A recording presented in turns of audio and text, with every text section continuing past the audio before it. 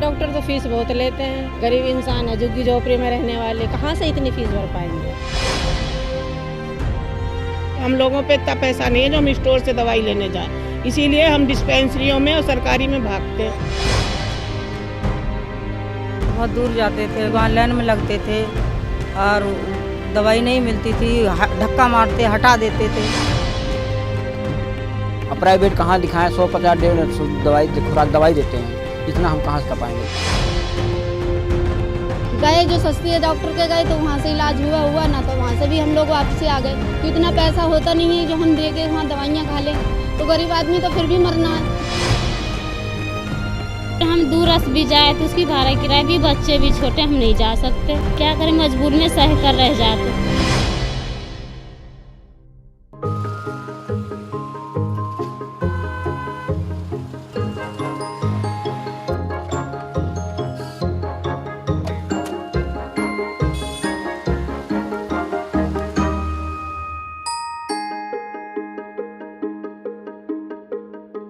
किसी भी समाज के विकास के लिए शांति, प्रेम और आनंद हम केवल सेवा के माध्यम से ही समाज में लौटा सकते हैं। एक अपनी भीतरी शांति और एक समाज में शांति, ये सेवा के माध्यम से ही संभव है। जब हम समाज में जाते हैं तो मैं कई जगह पर जाकर देखता हूँ, झुग्गी में, बस्ती में लोगों को जब मैं देखता हूँ तो मुझे दिखाई पड़ता है बहुत सारे लोग ऐसे हैं। सरकार अपनी तरफ से कई जगह पर फ्री मेडिसिन और फ्री डॉक्टर देते हैं, पर ये ट्रैवलिंग की वजह से वो नहीं जा पाते।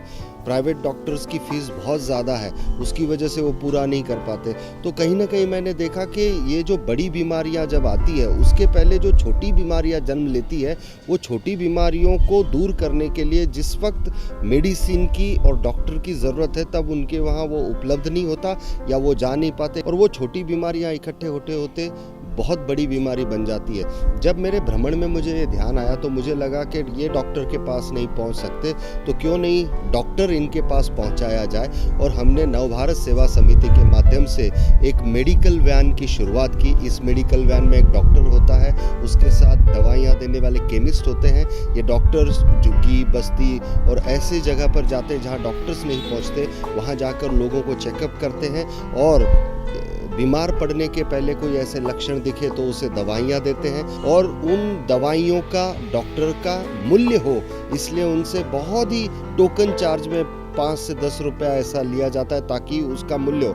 नहीं तो फ्री में बहुत दिक्कतें भी आ जाती है, लोग वैल्यू नहीं करते। हमने दवाइयाँ फेंकते हुए देखा है लोगों को, इसलिए हमने टोकन चार्ज बहुत लिया। और ऐसे लगता है कि ये बिल्कुल भी वैसे भी नहीं दे पाएगा 10 रुपये, तो वहाँ उसको माफ़ भी कर देते हैं। पूरी तरह से सेवा की भावना से ये 2 मेडिकल वैन्स आज हमारी चल रही है।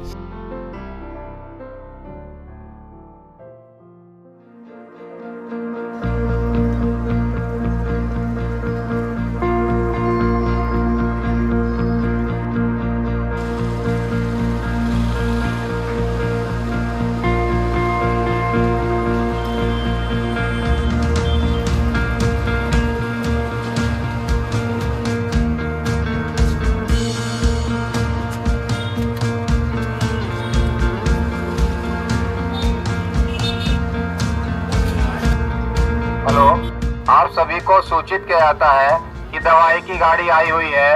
जिसकी सज्जन को दवाई लेनी हो, गाड़ी के पास आके दवाई प्राप्त कर सकता है। नवभारत सेवा समिति की गाड़ी श्री महेश गिरी द्वारा भेजी गई है।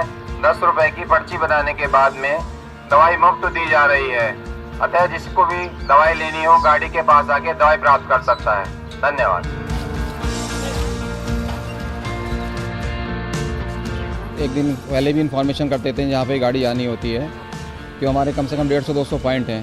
तो एक दिन पर हमने वॉलंटियर्स भी बना रखे हैं कुछ लोगों को, उनको इन्फॉर्मेशन करके फ़ोन करके, जिससे ही पब्लिक को फ़ायदा हो और ज़्यादा से ज़्यादा जो है उनको मालूम चले कि गाड़ी आ गई है। जिस दिन भी गाड़ी आती है, पब्लिक को अंदर से आके बुला के डोर टू डोर घर के पास जाने के बाद में दवाई गाड़ी आई है, दवाई गाड़ी जो आती है ना, भारत सेवा समिति की गाड़ी आई हुई है, आप उसको भी दवाई लेनी ले सकते। पब्लिक वहाँ से अंदर से बाहर आती है और वहाँ से पर्चा बनाने के बाद में उनको फिर जो है डॉक्टर साहब देखने के बाद में उनको दवाई वितरित की जाती है। इन एरियाज़ में जो लोकल डिजीज़ेज़ हैं वो बहुत माइनर हैं, बट द प्रॉब्लम इज़ कि वो जो माइनर डिजीज़ है वो काफ़ी कम्युनिकेबल डिजीज़ है एंड काफ़ी ज़्यादा स्प्रेड करती है। वो जो कॉमन डिजीज़ हम लोग यूजली एनकाउंटर करते हैं, फर्स्टली वो एक लोकल एरिया के टोपोग्राफी पे डिपेंड करता है। वो एरिया कितना क्लीन है, कितना साफ़ है, वहाँ पे अभी सीजनल ट्रेंड पे डिपेंड करता है। विंटर्स आ गए हैं, लोगों का गला ख़राब ज़्यादा होता है, लोगों को खराश होती है, खांसी आती है, ज़ुकाम होता है। सीजनली हम लोग ये ट्रीट करते हैं। हमारे साथ 2 बार ऐसा हुआ है, हम जा रहे हैं, 2 बार बीच में एक्सीडेंट हुए हैं, हमने इमीडिएटली वहीं पे उनको ट्रीटमेंट प्रोवाइड किया गया है। लोकल लेवल पे अनहाइजीनिक कंडीशंस इतनी हैं, इतना ज़्यादा गैस्ट्रोएंटेराइटिस है लोगों के यहाँ पे, loose motions, diarrhoea, loose stool, unhygienic conditions के वजह से सो मेनी ऑफ देम, इतने सारे मरीज़ हैं जो हमारे पास स्किन इन्फेक्शंस लेके आते हैं, फंगल इन्फेक्शंस लेके आते हैं, जिनको हम ट्रीट करते हैं। अगर आप ये लगा के चलिए कि हमारे यहाँ की जो रेट है, लगभग आप कह सकते हैं कि 60 to 70% of the patients do not return when we go back. जब हम दोबारा कैंप लगाने जाते हैं उनके पास 60 से 70% लोग वापस नहीं आते, वो ट्रीट होते हैं, क्योंकि इलनेसेस बहुत छोटी हैं। जितने ज़्यादा हम लोग देखेंगे, जितने ज़्यादा पेशेंट्स हम ट्रीट करेंगे, आप कह सकते हैं उतना ही जो लोड है एक सरकारी हॉस्पिटल पे वो रिड्यूस हो जाता है, आप उतना ही क्वालिटी को बढ़ावा दे सकते हैं। यहाँ हम लोगों को मेडिसिन प्रोवाइड करते हैं जो हमारे डॉक्टर प्रिस्क्राइब करते हैं, और उनका मेरे को पूरा रिकॉर्ड मेंटेन करना पड़ता है। जैसा कि आप देख रहे हैं, ये ग्रीन शीट है, इसमें मैं नाम सबका, एज और एड्रेस, फ़ोन नंबर, जिसका फ़ोन नंबर अवेलेबल है उसका लिखते हैं, नहीं तो एड्रेस ज़रूर लिखते हैं हम। और उसमें ट्रीटमेंट में हम मेडिसिन सारी लिखते हैं, उसके बाद उनके सिग्नेचर कराते हैं और उनको मैक्सिमम जितना हमसे हो सकता है हम दवाइयाँ प्रोवाइड करते हैं उन्हें। पर अगर वो पर्चा हमारा लेके अगर प्राइवेट केमिस्ट शॉप पे जाएगा तो वो उसको 100 से 150 के बीच में वो मेडिसिन प्रोवाइड होंगी। मैं दवाई देने के साथ साथ उनको डोज तो बताता ही हूँ, और साथ में कोई पेशेंट घबराया हुआ होता है या कुछ भी होता है तो उनकी पेशेंट काउंसलिंग भी करता हूँ कि भाई ऐसे खाना है, खाने पीने का डोज भी बता देता हूँ साथ साथ। और जैसे कि कुछ बीमारियाँ ऐसी होती हैं जिनका ट्रीटमेंट होता ही नहीं है, लोगों का साइकोलॉजिकली प्रॉब्लम है, तो उसके लिए होम रेमेडीज़ बता देता हूँ मैं।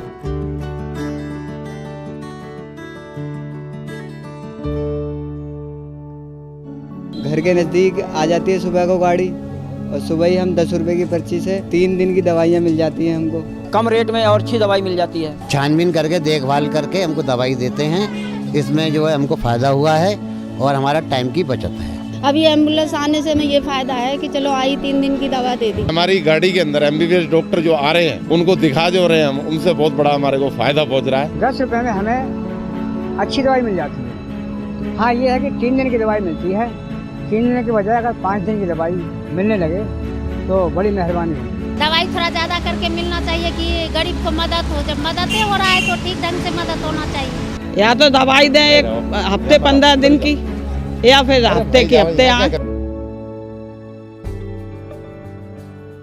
रोज़ाना हम लोग ये लगा के चलिए 3 कैंप्स लगाते हैं। 3 कैंप्स में हम लोग कम से कम 100 से 150 पेशेंट्स देखते हैं डेली पर वैन। एंड अभी हमारे पास सिर्फ 2 वैन्स हैं। अगर हम लोग 2 से 8 वैन्स भी कर ले, मतलब आप ये लगा लीजिए लगभग 1000 patient with in a span of 4 घंटे हम लोग देख लेंगे।